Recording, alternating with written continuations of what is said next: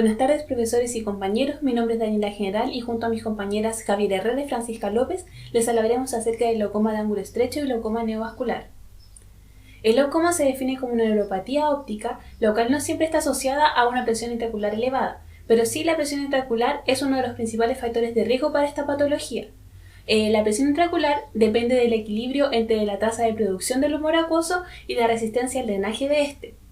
El humor acuoso es un líquido transparente, el cual llena la cámara posterior y cámara anterior y se encarga de nutrir y oxigenar las estructuras del globo ocular, que son avasculares como el cristalino y la córnea. La producción del humor acuoso se realiza en los procesos ciliares del cuerpo ciliar a través de tres mecanismos. Está la secreción activa, la cual es contragradiente, por lo tanto ocupa energía. En esta participa la anhidrasa carbónica 2 y las bombas de sodio-potasio. La secreción activa se encarga del 60% de la producción del humor acuoso, o sea, la mayor cantidad de producción se produce a través de este mecanismo. También está la ultrafiltración, el cual es un proceso que es a través de gradientes de presión hidrostática, la cual se favorece el movimiento del humor acuoso hacia el interior del ojo, y la presión oncótica, la cual dificulta el paso de este.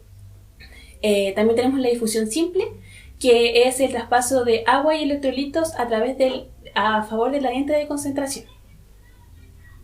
El humor acuoso está en la cámara posterior y a través de la pupila avanza hacia la cámara anterior, donde encontramos dos vías de drenaje del humor acuoso. Está la vía trabecular, que se encarga aproximadamente del 80% del drenaje del humor acuoso, que lo hace a través de la malla trabecular y el canal de Silén. La malla trabecular presenta tres porciones: la iridiana uveal, la corneoescleral y la yuxtacanalicular. Esta vía, la malla trabecular, tiene esta conformación para impedir el paso del humor acuoso hacia el canal de Schlemm, para que éste se mantenga mayor tiempo en la cámara anterior y pueda cumplir sus funciones. También tenemos la vía uveoescleral, la cual se drena aproximadamente el 20% del humor acuoso a través de los espacios intersticiales del músculo ciliar hacia el espacio supracoroideo, donde se drena a través de la circulación venosa del cuerpo ciliar, de la esclera y de la coroides. El glaucoma de ángulo estrecho se caracteriza por el cierre del ángulo debido a la posición del iris periférico sobre la malla trabecular. Como dijimos, el ángulo de la cámara anterior se encarga de la mayor proporción de drenaje del humor acuoso. Entonces, al estrecharse o cerrarse, la vía uveoescleral no va a dar abasto, por lo tanto se aumenta la presión intraocular y esto produce un daño en el nervio óptico. La fisiopatología del cierre del ángulo puede suceder porque el iris es empujado desde atrás hacia el ángulo, lo que ocurre en el bloqueo pupilar. El flujo del humor acuoso de la cámara posterior a la cámara anterior a través de la pupila se ve impedido, por lo que el humor acuoso se empieza a acumular en la cámara posterior, empujando el iris periférico hacia adelante, abombándolo, produciendo un iris bombé y cerrando el ángulo. Este bloqueo pupilar puede ser absoluto debido a cenequias posteriores en 360 grados o un bloqueo pupilar relativo, el cual dificulta el movimiento del humor acuoso, se ve limitado. También puede ser por un bloqueo no pupilar, lo que puede suceder en condiciones primarias, que puede ser la configuración de iris en meseta. Esta se caracteriza por un desplazamiento hacia anterior de los procesos ciliares, o también puede ocurrir por un desplazamiento anterior del cristalino, en donde el cristalino está subluxado o entumecido, por lo tanto se corre hacia adelante y cierra el ángulo. O también puede suceder porque el iris es arrastrado hacia adelante, lo que ocurre en el síndrome endotelial iridocorneal o en la neovascularización del ángulo. La clasificación del glaucoma de ángulo estrecho se divide en glaucoma primario de ángulo estrecho si es que solamente hay una predisposición anatómica para el cierre angular, o el glaucoma secundario de ángulo estrecho si es que hay un proceso primario que produce el cierre o estrechamiento del ángulo. El glaucoma primario de ángulo estrecho se divide en tres. Ataque agudo de glaucoma es donde el iris bloquea de manera súbita la malla trabecular, produciendo un aumento de la presión intraocular de manera rápida y exagerada. También está el glaucoma de ángulo estrecho con crisis subaguda, el cual es muy similar al ataque agudo, solamente que la presión, los episodios de la presión intraocular elevada son recurrentes y de corta duración, por lo tanto sus manifestaciones clínicas son leves y tienen una resolución espontánea. Y tenemos el glaucoma crónico de ángulo estrecho, en cual ocurre por un cierre agudo que se mantenga un cierre sinequial o por un cierre angular de forma gradual debido a sinequias anteriores periféricas permanentes que arrastren el iris hacia adelante. La epidemiología del glaucoma, según la OMS, el glaucoma es la segunda causa principal de ceguera en el mundo. Se estimaba que ahora en el 2020 hubieran 79.6 millones de personas que tuvieran glaucoma y de ellas el 26% fuera de glaucoma de ángulo estrecho. El 87% de ellos pertenecieran a asiáticos y el 69.5% de ellos serían mujeres. En el 2040 se estima que 34 millones de personas con glaucoma de ángulo estrecho. Los factores de riesgo de esta patología pueden ser demográficos, edad a mayor de 60 años, ya que hay un incremento progresivo del espesor del cristalino. Puede ser de sexo femenino por la longitud axial menor en comparación a los hombres que presentan las mujeres, o de origen étnico asiático. También hay factores anatómicos, que es la cámara anterior poco profunda, especialmente en la periferia de esta, que sea menor a 2.5 milímetros, el ángulo de cámara anterior estrecho, una longitud axial corta, córnea de mayor curvatura o antecedentes familiares, especialmente si son familiares directos, ya que las características anatómicas del globo ocular son hereditarias. Los signos y síntomas dependen de qué glaucoma estrecho estemos hablando. Está el ataque agudo del glaucoma, donde los síntomas son dolor ocular, cefalea, visión borrosa, visión de halos de colores alrededor de las luces, náuseas y vómitos. Y también están los signos que pueden ser edema epitelial, como lo vemos aquí en la fotografía, hipertensión ocular, que sea mayor a la presión intraocular mayor a 30 miligramos de mercurio, el iris abombado, la pupila semidilatada, la cámara arterial estrecha, inyección mixta, o sea, una inyección conjuntival con una ciliar, como la vemos aquí en la fotografía.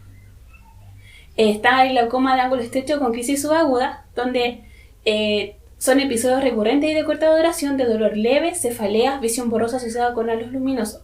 Generalmente estos episodios se confunden con migraña y la presión intraocular es normal entre los episodios.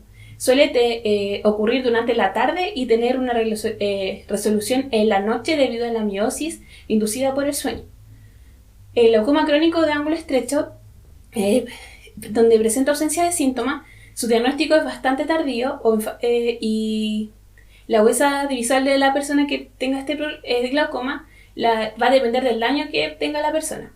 Se caracteriza por las sinequias anteriores periféricas que presenta este glaucoma y también pueden haber cambios en el disco óptico y campo visual. El diagnóstico diferencial de este glaucoma se puede hacer con el glaucoma crónico de ángulo abierto. Este glaucoma tiene una evolución muy similar al del glaucoma crónico de ángulo cerrado, que muchas veces se ve omitido en los diagnósticos. Por eso es importante que el profesional realice una conioscopía para evaluar la amplitud del ángulo que presenta la persona. También está el glaucoma neovascular. Este puede presentar manifestaciones clínicas muy similares al ataque agudo de glaucoma, pero en este se caracteriza porque hay presencia de novaso en el iris y en el ángulo, los cuales se pueden notar en la gonioscopía o lámpara de hendidura. El glaucoma facomórfico, este produce un cierre angular debido a un cristalino subluxado o entumecido. Entonces la lámpara de hendidura, al elaborar el cristalino, nos serviría mucho para hacer este diagnóstico diferencial.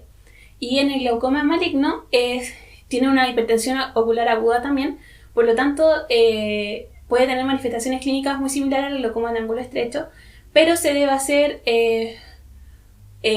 sospechar acerca de este glaucoma si hay una operación intraocular recientemente que ha tenido este paciente. La exploración oftalmológica para la sospecha de este glaucoma debe incluir, por supuesto, primeramente la anamnesis. Esta debe ser dirigida, debe ir en búsqueda de los síntomas característicos de la patología para tener una hipótesis diagnóstica inicial. Con respecto a la refracción, este tipo de glaucoma suele producirse en altos hipermétropes por el largo axial, pues un ojo hipermétrope es un ojo más corto, que por consiguiente tiene un ángulo iridocorneal más estrecho, por temas de anatomía ocular. Por ende, es algo que tenemos que tener en consideración. Al evaluar el grueso visual durante la refracción, estará disminuida en el caso de un ataque agudo, y en un ataque subagudo, lo más probable es que esté dentro de los rangos normales, a menos que presente otra patología. La pupila debe ser evaluada según tamaño, forma, reactividad y presencia o ausencia de DEPAR. Este último puede estar presente tanto en el caso de un glaucoma agudo como en el de un cierre angular crónico. La tonometría se toma previo a la gonioscopía para evitar variaciones en la presión intraocular. En las crisis agudas, la presión intraocular puede ir sobre los 40 milímetros de mercurio, pero en una crisis subaguda puede estar levemente elevada o incluso en los rangos normales, porque cuando se tomó la presión, esta se normalizó. Por tanto, es importante ver en estos casos bien, haber realizado una correcta anamnesis y evaluar bien con la biomicroscopía posteriormente. En la biomicroscopía tenemos la gonioscopía y la técnica de Evangelisch con lámpara de hendidura.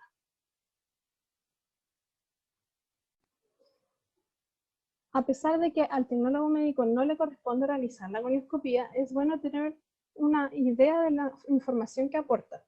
Esta permite evaluar la anatomía del ángulo camerular, ayuda a especificar su grado de apertura para posteriormente clasificarlo, y el sistema más conocido para esto es el sistema de Schaffer. Este sistema gradúa el ángulo según la visibilidad de algunas de sus estructuras. En grado 4 y 3 es donde más estructuras se ven, y el ángulo está entre 20 y 45 grados, por lo que es abierto, y el cierre angular se considera imposible. En los grados 2 y 1 ya se empiezan a ver menos estructuras y el ángulo va entre 10 y 20 grados, por lo que ya es considerado estrecho, y el cierre es probable. Y en el grado 0 ya ninguna estructura es visible y el ángulo está cerrado o presenta mayor riesgo de cierre. Importante mencionar que efectuar la gonioscopía en el ojo contralateral es clave, porque puede confirmar la predisposición anatómica del paciente a desarrollar un glaucoma de ángulo estrecho. Con la lámpara de hendidura se aplica la técnica de Evangelisch, y esto sí puede ser realizado por un tecnólogo médico, y sirve para estimar la profundidad de la cámara anterior relacionándola con el grosor corneal, y también se gradúa de 1 a 4, donde en el grado 4 la razón entre el espesor corneal y la profundidad de la cámara anterior es de 1 a 1, es una cámara anterior amplia, mientras que en el grado 3 la profundidad se reduce, pues la razón aquí es de 1 a 1 medio. En el grado 2 la razón disminuye a 1 a 1 cuarto, y se recomienda una gonioscopía para ver con mayor detalle. Y ya en el grado 1 la relación es de 1 a menos de un cuarto, y esto probablemente indique que el ángulo ya es peligrosamente estrecho. Finalmente existe un grado 0 donde significa que ya no se observa profundidad en la cámara anterior. La prueba de pronoscuridad es una técnica que puede servir para evaluar si el paciente es propenso a desarrollar aumentos súbitos en la presión intraocular y determinar si este paciente es sospechoso o no, un caso sospechoso. Esta prueba tiene una duración de 1 hora y se realiza en una sala a oscuras con el paciente en posición de cúbito prono, o sea, acostado o boca abajo. Se controla la presión intraocular y si se produce un aumento de más de 8 milímetros de mercurio o más, se considera significativo. El tratamiento inmediato es médico y es seguido de una iridotomía láser. Se divide en tópico y sistémico. El tópico pretende romper el bloqueo pupilar y reducir la presión intraocular y el edema corneal para realizar una iridotomía posteriormente. 1 hora después de esto, si la crisis fue controlada, es decir, el bloqueo se pudo romper, se debe realizar la iridotomía en el ojo afectado si la condición de edema corneal lo permite, en conjunto con tratamiento farmacológico. Y si la crisis no ha sido controlada, pero la córnea está clara, deberá realizarse la iridotomía junto con otro tratamiento farmacológico. Y si la córnea permanece con edema, aún, entonces se realizará una iridoplastía o una iridectomía si el caso es peor. Además, se debe hacer una iridotomía en el ojo contralateral como medida profiláctica. La iridotomía causa un aumento significativo en la apertura angular, principalmente 2 semanas después de la aplicación del láser. Esto en el mejor de los casos permanecerá estable hasta 1 año después del tratamiento sin incremento de las sinequias anteriores periféricas. Se amplía también la profundidad de la cámara anterior, como se ve en la imagen a la izquierda aquí, está la profundidad de la cámara anterior pre-iridotomía y a la derecha la cámara anterior post-iridotomía.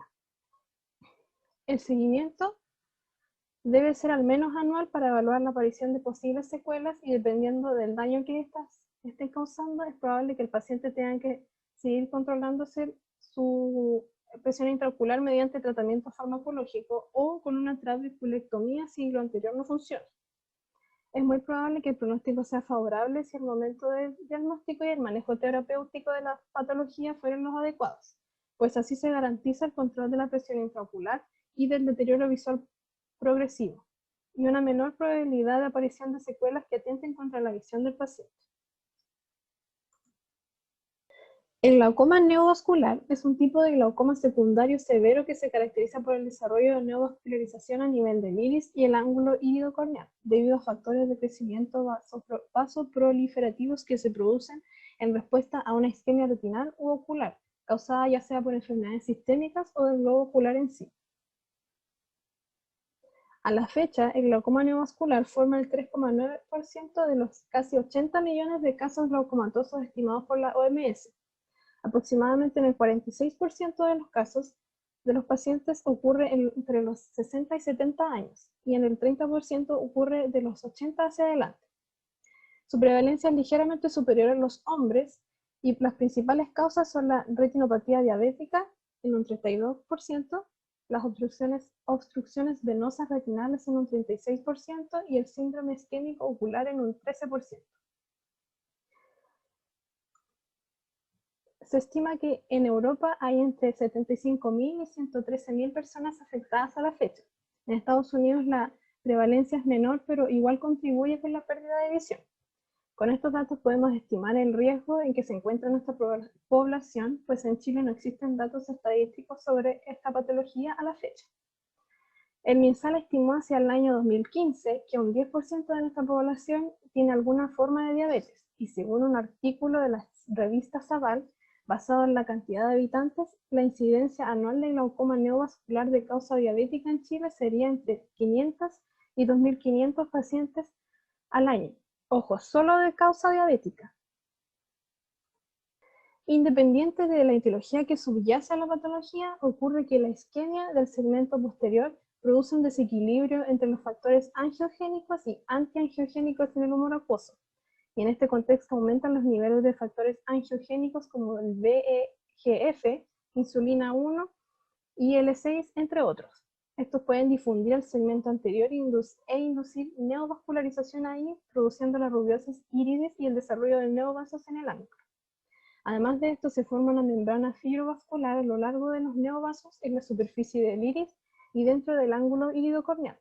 Esta membrana tiene propiedades contráctiles que pueden llevar al cierre del ángulo, impidiendo así la filtración del humor acuoso y provocando un incremento en la presión intraocular y la neuropatía óptica glaucomatosa secundaria.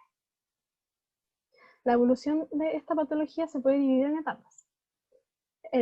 La etapa de preglaucoma, que es donde se observan pequeños capilares dilatados en el borde pupilar y que irán creciendo radialmente hacia el ángulo. La etapa de glaucoma de ángulo abierto, que es donde se ven los neovasos iridianos a nivel angular y conforman una membrana fibrovascular que bloquea la malla trabecular, iniciando así el aumento de la resistencia al flujo de salida del humor acuoso. Y la etapa de ángulo cerrado secundario, que es cuando se produce una contracción de esta membrana fibrovascular y se cierra el ángulo por tracción del iris periférico sobre el trabéculo. El curso clínico del glaucoma neovascular se puede dividir en 4 etapas. La etapa de prerubiosis, que se relaciona más que nada con hallazgos clínicos que preceden a la isquemia retiniana, como la obstrucción de la vena central de la retina, la retinopatía diabética proliferativa o el síndrome de isquemia ocular. Aquí no hay síntomas y la presión intraocular está normal. Después, en la etapa de preglaucoma tampoco hay síntomas y también cursa con una presión intraocular normal y comienza la neovascularización del iris a nivel del margen pupilar, como se ve aquí. Estos neovasos crecen sobre el estroma del iris y posteriormente sobre las porciones del ángulo iridocorneal. Luego, en la etapa de glaucoma de ángulo abierto, hay un aumento agudo de la presión intraocular, cursa con dolor moderado y la neovascularización del iris y del ángulo se ve más prominente. Además, se asocia con presencia de signos inflamatorios en la cámara anterior, en algunos casos con linfema. Finalmente, en la etapa de glaucoma de ángulo cerrado está la presencia de sinequias anteriores periféricas, que causan una presión intraocular notablemente alta, cursa con dolor intenso, cefaleas, náuseas, vómitos, fotofobia y pérdida de la visión. También puede haber DEPAC, ifema, como se ve en esta imagen, inyección mixta o edema corneal, que también puede contribuir a la pérdida de visión. El diagnóstico diferencial se hará en base a patologías que pueden cursar con una neovascularización y una presión intraocular aumentada. Dentro de estas tenemos la uveitis, debido a que cuenta con una dilatación de los vasos del iris y un aumento de la presión intraocular. Sin embargo, estos vasos se encuentran de manera radial, por lo tanto, asimilan más a una congestión que a una neovascularización. Tampoco existe neovascularización del ángulo ni cierre angular. Por otro lado, tenemos la iridociclitis heterocromática de Foch, que son vasos finos y frágiles ubicados en el ángulo. Sin embargo, este no presenta neovascularización en el iris, ni tampoco cierre angular. También tenemos glaucoma primario de ángulo estrecho, ya que cuenta con una presión intraocular elevada, una disminución de la agudeza visual, signos y síntomas parecidos al glaucoma neovascular, tales como dolor intenso, náuseas, vómitos, entre otros. Y presenta congestión de vasos en el iris, que puede asimilar una rubiosis iridis. Sin embargo, esta no presenta neovascularización en el ángulo. Dado su mal pronóstico, es necesario realizar un diagnóstico precoz y eficaz. Para esto, dentro de los exámenes más importantes a realizar son la anamnesis, dado que nos ayuda a conocer los antecedentes mórbidos, familiares y oftalmológicos de la paciente, para conocer si es que existe alguna patología que puede estar causando esta enfermedad, y para conocer los signos y síntomas característicos del glaucoma neovascular, tales como dije anteriormente, dolor intenso, dolor de cabeza, náuseas, vómitos, entre otros. También se debe realizar la agudeza visual con corrección, y generalmente estos pacientes cuentan con una agudeza visual disminuida. Por otro lado, debemos evaluar los reflejos pupilares para ver el estado de la vía aferente y eferente, y generalmente se puede encontrar también un defecto pupilar aferente relativo positivo en estos pacientes. En cuanto a la biomicroscopía, nos ayuda a realizar la evaluación del estado del segmento anterior, y esta se hace en busca a signos que pueden ser característicos de esto, tales como la rubiosis iridis en el reborde palpebral, Tyndall, sinequias, entre otros. También se debe realizar la tonometría, que sirve para medir la presión intraocular mediante tonometría plenática, y esta presión varía según el estadio en el que se encuentre. En un estadio inicial o preglaucomatoso, esta presión puede ser normal e incluso hasta baja debido a la isquemia ocular, y a medida que va progresando esta enfermedad también va aumentando la presión intraocular, llegando incluso hasta los 55 a 60 milímetros de mercurio. También se puede realizar la gonioscopía, que permite evaluar la amplitud del ángulo iridocorneal, y al inicio de esta patología este ángulo se encuentra abierto, y a medida que se van formando neovasos en el iris y en el ángulo o en el seno camerular, y pueden ocurrir sinequias anteriores, este ángulo se va cerrando. Al evaluar el fondo de ojo, ayuda a examinar la patología corioretinana de base y el estado del nervio óptico. Generalmente se puede encontrar un daño glaucomatoso en el nervio óptico debido a una presión intraocular elevada, prolongada. En cuanto a la perimetría, este nos ayuda a ver el estado funcional de las fibras nerviosas, y en estadios más avanzados podemos encontrar un campo visual disminuido debido a la agresividad de esta patología. También podemos realizar la angiografía, que sirve para medir el flujo sanguíneo de la retina y de la coroides, y se realiza en base a la búsqueda de neovasos debido a la isquemia ocular, y también se puede realizar una angiografía fluoresceínica en el iris para ver si es que existe la presencia de rubiosis iridis. También se pueden realizar exámenes, otro tipo de exámenes adicionales, tales como el OCT, el ECO-B y el ECO-Doppler. El tratamiento de esta enfermedad tiene dos objetivos principales: disminuir la presión intraocular y tratar la patología base. Para esto, el tratamiento a seguir va a depender del estadio en el que se encuentre. Y dentro de los tratamientos para un estadio preglaucomatoso tenemos la fotocoagulación panretiniana, que es el tratamiento de elección, ya que elimina el estímulo angiogénico. Y este consiste en aplicar un haz de láser sobre la retina para coagular vasos anómalos, reparar desgarros, destruir tejidos anormales, etc. Y si se realiza en estadios previos o tempranos, se puede hasta incluso provocar la regresión de la neovascularización, y así prevenir la progresión de esta enfermedad. También tenemos los inhibidores del factor de crecimiento endotelial vascular. Debido a que el glaucoma neovascular aparece por una isquemia, se produce un aumento de síntesis de este factor, lo que provoca la proliferación de fibrovascular. Este factor inhibitorio se administra mediante inyección intravítrea, provocando una disminución de este factor preexistente, lo que puede llegar hasta la progresión de la neovascularización y una disminución de la presión intraocular. Su desventaja es que es de duración limitada y requiere más inyecciones. Dentro de los tratamientos para un estadio de ángulo abierto secundario, tenemos el tratamiento farmacológico, el cual consiste en hipotensores, en un ciclopléjico y en un antiinflamatorio. Dentro de los hipotensores tenemos los beta bloqueadores, los alfa-2 adrenérgicos y los inhibidores de la anhidrasa carbónica. Estos disminuyen la producción del humor acuoso y por lo tanto provocan una disminución de la presión intraocular. También tenemos los midriáticos o cicloplégicos, que puede ser, por ejemplo, la atropina 1%, que disminuye la presión intraocular y aumenta el flujo de la salida uveoscleral. Por otro lado, tenemos los antiinflamatorios, principalmente esteroides, como la prednisolona, que sirven para controlar los cuadros inflamatorios. Y se debe evitar el uso de mióticos y derivados de prostaglandinas. También tenemos el tratamiento con ciclofotocoagulación transescleral con láser diodo, el cual consiste en la aplicación de un láser diodo sobre el epitelio secretor del cuerpo ciliar para así disminuir el humor acuoso y por lo tanto disminuir la presión intraocular. Otro tipo de tratamiento también tenemos la fotocoagulación panretiniana y los inhibidores del factor de crecimiento endotelial vascular. Dentro de los tratamientos para un estadio de ángulo cerrado secundario tenemos el tratamiento farmacológico, la fotocoagulación panretiniana, la ciclofotocoagulación transescleral con láser diodo y la trabeculectomía, que consiste en abrir una nueva salida para el humor acuoso desde la cámara anterior hacia el espacio subconjuntival mediante un orificio en la esclera.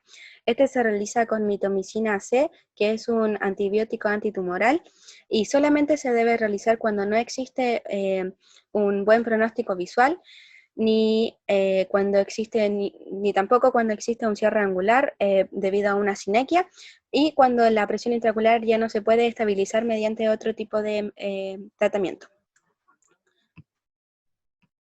También tenemos la inyección retrovulvar de alcohol, el cual consiste en inyectar alcohol al 33% en el polo posterior del ojo para así disminuir y aliviar el dolor. Y también tenemos la enucleación, que es la extirpación completa del globo ocular y solamente se debe realizar en casos de que ya no pueda funcionar ningún otro tipo de tratamiento anteriormente mencionado. El glaucoma neovascular, al ser una patología secundaria de difícil manejo y mal pronóstico, debido al daño provocado en el nervio óptico por una presión intraocular elevada y prolongada, puede llevar incluso hasta la pérdida de la visión. Es por esto que un diagnóstico precoz puede aumentar las posibilidades del éxito del tratamiento, debido a que al disminuir la presión intraocular se puede evitar el daño en el nervio. Sin embargo, esta patología, al ser una enfermedad agresiva y silenciosa, generalmente se diagnostica en estadios más tardíos. Por lo tanto, existe un pronóstico más deficiente, ya que ya puede haber el daño en el nervio óptico.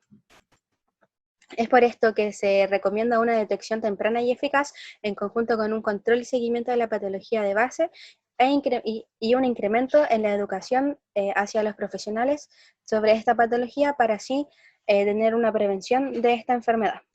Caso clínico. Paciente de 63 años, sexo femenino, de iniciales JF, llega a consulta refiriendo síntomas de dolor intenso súbito en su ojo derecho, acompañado de molestias gastrointestinales, náuseas, vómitos y cefalea, los cuales presentó posteriormente de haber llegado a la feria de su hogar. Además, menciona que ve halos de colores alrededor de las luces y que nunca antes le había pasado algo así. Antecedentes mórbidos, hipertensión y presenta diabetes mellitus. Exámenes. Cuando se le realiza la agudeza visual, se puede ver una diferencia notoria entre ambos ojos, ya que presenta una peor visión en el ojo derecho. Y esta no mejora con agujero estenopeico, por lo tanto, la mala visión no se debe a un vicio refractivo. Al evaluar el reflejo pupilar, se encuentra un reflejo fotomotor directo negativo en su ojo derecho, con semimidriasis de reacción lenta y un DEPAR positivo en su ojo derecho. Y además se observa edema corneal. Tras realizar tonometría planática, se deriva a la paciente para que sea estabilizada debido a que posee una presión intraocular muy elevada. Y a su sintomatología, es de suma importancia que la paciente pase primero por atención médica con oftalmólogo para disminuir su presión intraocular y el edema corneal. Ya una vez estabilizada, programar un segundo control y realizarle exámenes para conocer la etiología de su sintomatología. Segundo control. La paciente vuelve a la consulta luego de que la estabilizaran su presión intraocular y disminuyeran el edema corneal. Esta vez trae los resultados de la gonioscopía realizada por el oftalmólogo y el de hemoglobina glicosilada a la consulta. Tras esto se prosigue a realizar los siguientes exámenes. El examen de hemoglobina glicosilada indica que este se encuentra dentro de los rangos normales para ser una paciente diabética, por lo tanto se puede deducir que la paciente lleva un adecuado control de su diabetes mellitus y por lo tanto se podría pensar que esta paciente no presenta retinopatía diabética debido a que tampoco presenta sintomatología asociada a esta en su ojo contralateral, tales como microneurismas o filtración de vasos.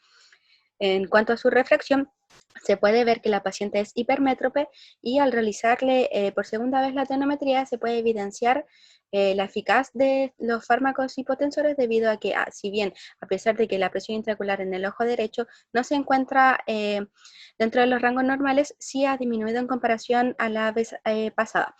En cuanto a la biomicroscopía, y a la exploración del segmento anterior con la lámpara de hendidura, podemos encontrar que en el ojo derecho existe un edema corneal disminuido, una inyección mixta y tindal negativo. Y en su ojo izquierdo, una córnea transparente, una cámara anterior amplia y tindal negativo. Debido a esto, se puede sospechar que la paciente presenta una sinequia y que esta no se puede visualizar debido al edema corneal. En cuanto a la gonioscopía, su ojo derecho no se logra ver y en su ojo izquierdo presenta un Schaffer 2, lo cual se puede también, donde se puede evidenciar que la paciente presenta una predisposición anatómica a presentar cierre angular debido a su hipermetropía. Y en cuanto a su fondo de ojo, en el ojo derecho no se logra ver debido al edema corneal y en su ojo izquierdo no hay nada especial. Debido a los resultados encontrados y la sintomatología que presenta la paciente, se descarta un posible glaucoma de ángulo abierto, porque la gonioscopía se observó y una predisposición anatómica al ángulo estrecho, y en tal caso se caracteriza por presentar una amplitud irido-corneal similar en ambos ojos. Dada la sintomatología que presenta la paciente, se puede sospechar de glaucoma neovascular o glaucoma primario de ángulo estrecho. A pesar de que una de las características principales del glaucoma neovascular es que es una patología secundaria y se puede desarrollar por diabetes, este se descarta debido a que la paciente tiene los niveles de hemoglobina glicosilada normales, sumándole esto que presenta un fondo de ojo normal en el ojo izquierdo, descartando así una posible retinopatía diabética. También se puede descartar debido a que no se encontró una neovascularización en el iris, que es característico de este tipo de glaucoma, por lo que al ser este su primer episodio, nuestra sospecha diagnóstica es glaucoma de ángulo estrecho agudo. Bueno, y esa ha sido nuestra presentación. Esperamos haya sido de su agrado. Muchas gracias.